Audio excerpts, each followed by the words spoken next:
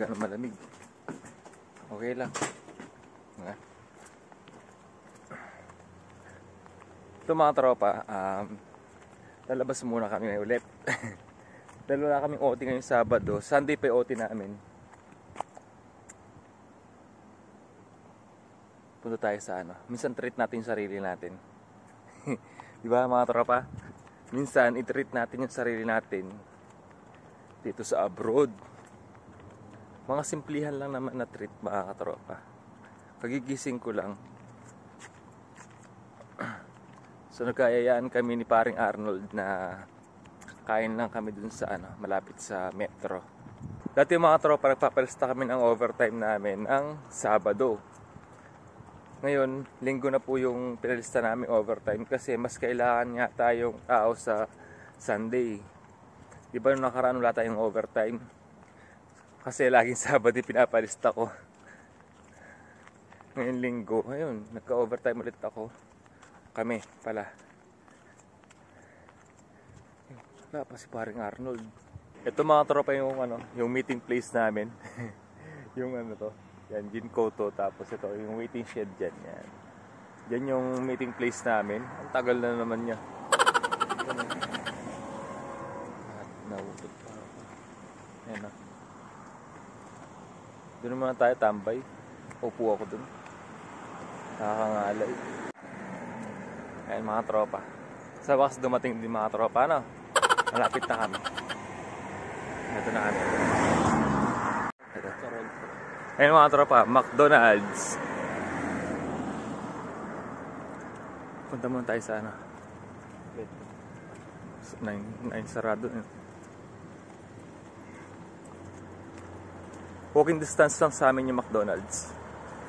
First time namin mag-McDo dito sa gawin namin. Ito ba enter? Enter. Ito ba? Ayan. Ito ba? Hindi palabas yan, Iba yan pre. Ay, yan yata. Ayan pa. Tingnan mo yung oras. Dito order. Ito.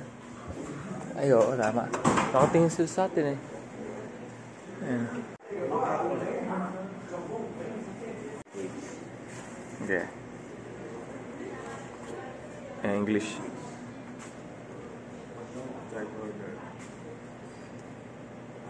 Eat in. Try natin. Chicken and fish. Kawawa ka naman pre. Niwan ka. Ayun na. Kita.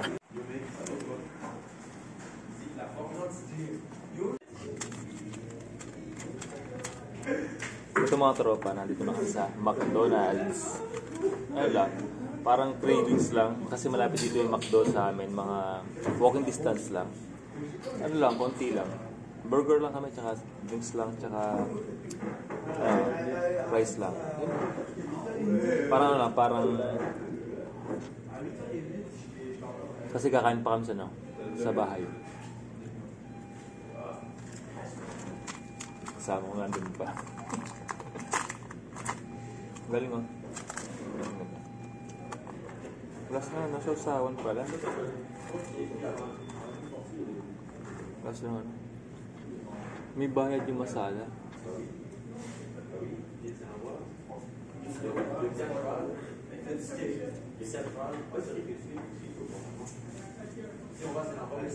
Konti yung tao dito. Konti lang yung umorder.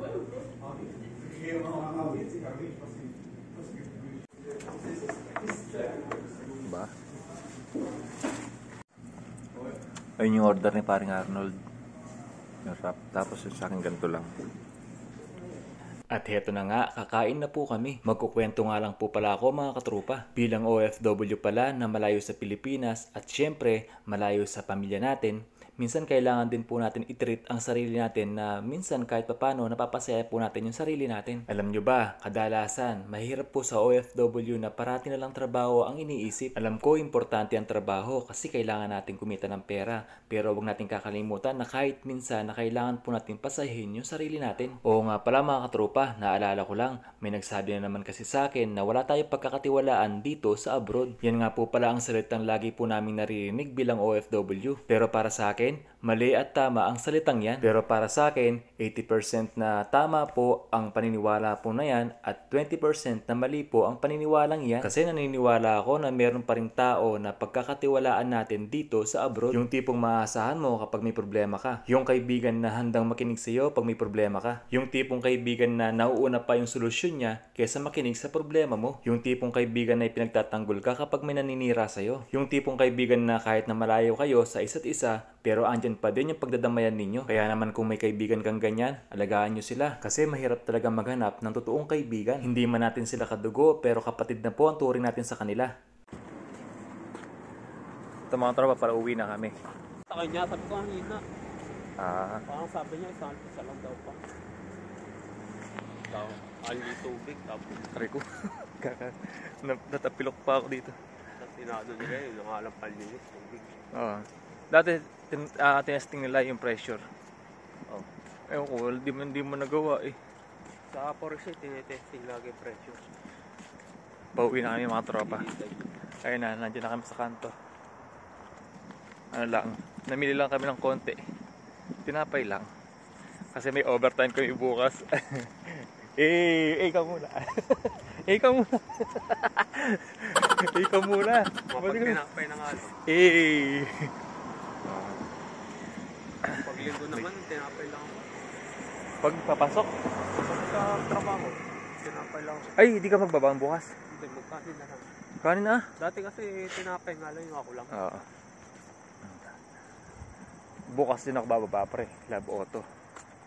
Diba? Hindi ka na wala nga pa lang sa kotse. Maganda mag-vlog tayo bukas. Naka shuttle bus. Shuttle bus kami bukas. 240. Papa-check up yung ano. Ayaw nga pala. 240. 240 daw tayo. Ba't parang iba yung time sa binigay sa akin? Baka yung ano yun. 59. Ay binigay sa akin ni Sir ano eh. Tommy. Oo. Alam ko 240. Ay, pasa ako sa'yo mamaya. Sige na. Ingat ka. Maraming aso dyan. Ayoko. May aso dyan. Ingat. Mag-ika muna. Ika muna. Tingnan nyo naman mga katropa. Kadilim. Ayun yung apartment namin. Kadilim oh. May ilaw nga. Ayun, nagsindi na. Namatay siya eh. Kaya madilim. Madilim pa din oh.